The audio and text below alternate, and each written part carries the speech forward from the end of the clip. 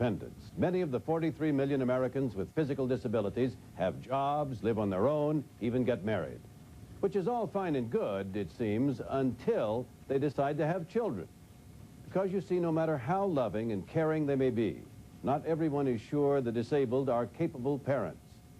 Jay Shadler begins with one couple struggling to prove their doubters wrong. Thanks to voice synthesizers, their words are loud and clear.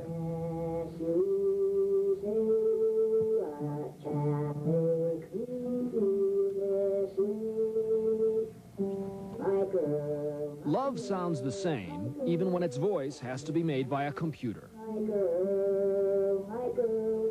She is perfectly healthy. They are severely disabled. But together, Lee, Bill, and Natalie are a family. I had not planned to become pregnant, but when I found out, I began planning for the life which was growing inside of me. When I found out that Lee was pregnant, I was scared and overjoyed. Bill and Lee have been disabled all their lives. Their cerebral palsy is not hereditary. Triggered by a lack of oxygen at birth, CP struck their bodies and their speech, but not their minds or their hearts. We met in 1978. She was Miss Goody Two-Shoes, and I was the rebel. I asked him out on a date to the mall. You asked Bill out? From then on, I knew that Bill was it. Why did you want a child? Why did we want a child? Why does anyone want a child? It is a part of life. When she is on my tummy and I can thumb her to sleep, I am not a handicapped mom. I am a mom. Tiffany Callow Brazil knows the feeling. What was the day like when you discovered that you were pregnant? Do you remember it? I was actually flabbergasted. Like the Earls, Tiffany has cerebral palsy. Her husband Ted is also disabled.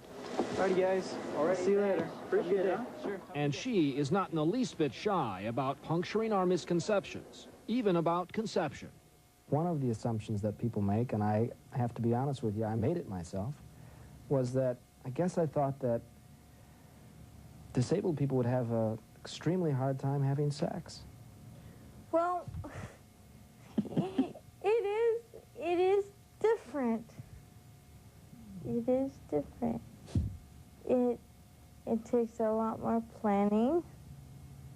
It takes a little bit more time. But for Tiffany Brazil and the Earls, the joy of having their own children has given birth to an agonizing debate. Are the severely disabled fit to be parents? Consider again for the moment Bill and Lee. Without the aid of friends who've been helping to care for Natalie in the Earls' East Lansing apartment, Bill and Lee are unable to bathe their child, prepare her bottles, or even change her diapers. Should Bill and Lee be forced to give up custody of Natalie? The state of Michigan is not yet sure.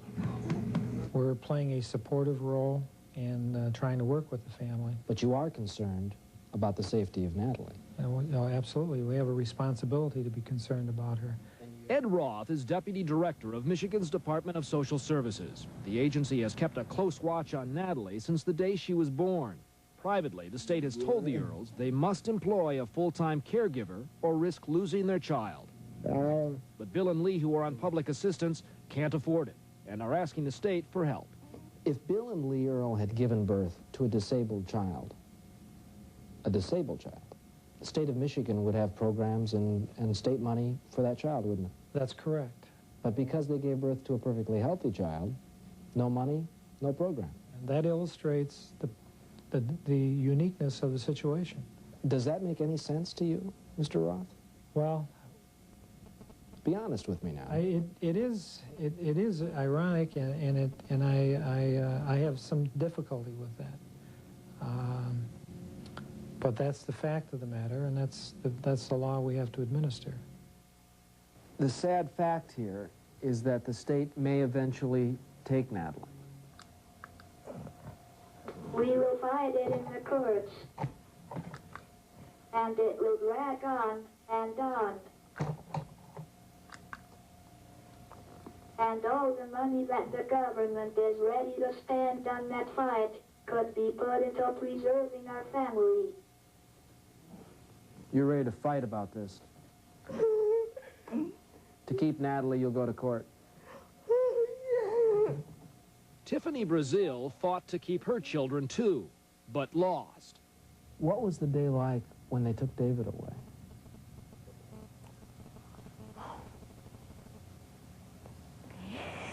If that wasn't one of the most heart-wrenching, heart-stopping days, I don't know. I think that is worse than the fate of death. In 1987, the California Department of Social Services took custody of Tiffany's son, David. He was 3 weeks old. A year later, her second son, Jesse, was taken just days after he was born. Since then, Tiffany has only been allowed occasional visits with her children. Why did the state want to take your children away? Because they didn't want to deal with developing a new program, perhaps. They didn't want to deal with disabilities. They weren't willing to learn. State officials refused to discuss Tiffany's case, but agency records show that social workers had concluded that Tiffany's disabilities left her unable to care for her children. Big deal. It takes you 25 minutes to change a diaper. Big, wow.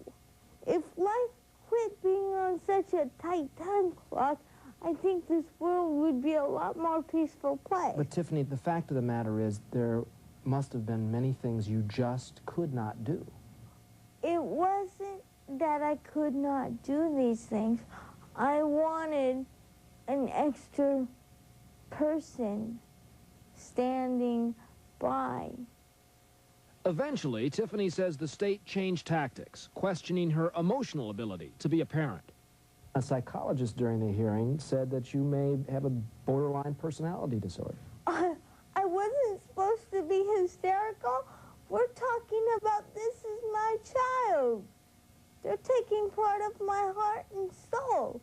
I'm not supposed to be a little bit upset. In a bid to keep her children together and stay in contact with them, Tiffany finally agreed to their adoption. But once she signed the papers, the boys were placed in separate homes. David is now 5 and Jesse 4. How often do you see your children now?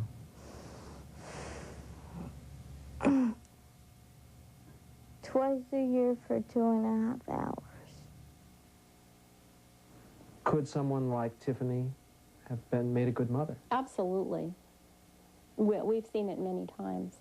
Over the past 10 years, Berkeley psychologist Megan Kirschbaum has worked with scores of disabled parents, including Tiffany Brazil. In hundreds of hours of videotape, Kirschbaum has documented how disabled parents and their children learn to adapt to each other. Because I can support myself here by wrapping my arm, and then I can take him and set him down. Sometimes a small innovation can solve a big problem. A crib that slides across, not down, is easier for a disabled parent to handle. And a customized changing table can help too. Clean the baby up. Tie her down again. Kirschbaum had never met Bill and Lee Earl. We showed her tapes of the family.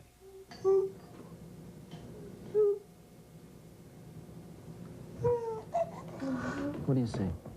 They're having a conversation. This is a regular mommy-baby conversation. Have you seen parents who are as severely disabled as Bill and Lee adequately take care of a child? Oh, sure. And to prove the point, she showed us the Jacobsons, Neil, Denise, and David. This is an example from the early tapes we did of Neil and Denise. How old was David here? He was about 3 months here. 3 months. Though both parents have severe cerebral palsy, they've raised their son from infant to toddler to child.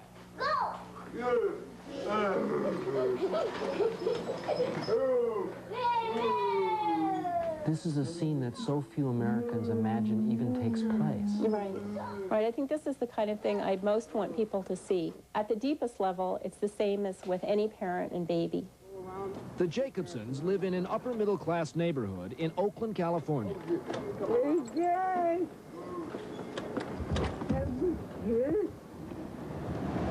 How about 5 kisses? Neil is a bank vice president. Denise is a writer. And David, still happy to be along for the ride, is now 5 years old. Does your dad play games with you? Yeah. What kind of? I think he plays Candyland with me. He does? Yeah. How does he do that? Does he do it while he's sitting in the wheelchair? No, he gets out of his wheelchair. He comes down on the ground? Yeah. Is he pretty good at Candyland? Yeah. The Jacobsons are just one of many disabled couples who for years now have been quietly going about the business of raising their children. Okay. Yeah. But unlike the Earls and Tiffany Brazil, they are employed. That allowed them to pay for full-time help when David was an infant. They've cut that back to 3 hours a day now. The rest of the time, they manage on their own. I get to school. I pick him up. I take him to the playground. We go shopping.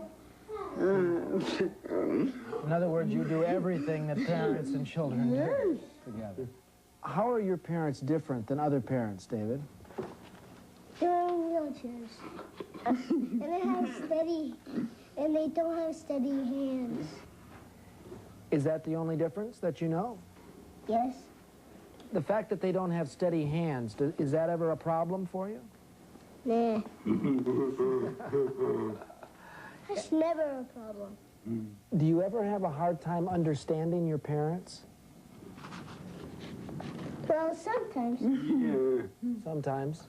Well, what happens if you don't understand? What do you do? I just say that again. All your life, did you want to be a daddy? Yeah. Oh.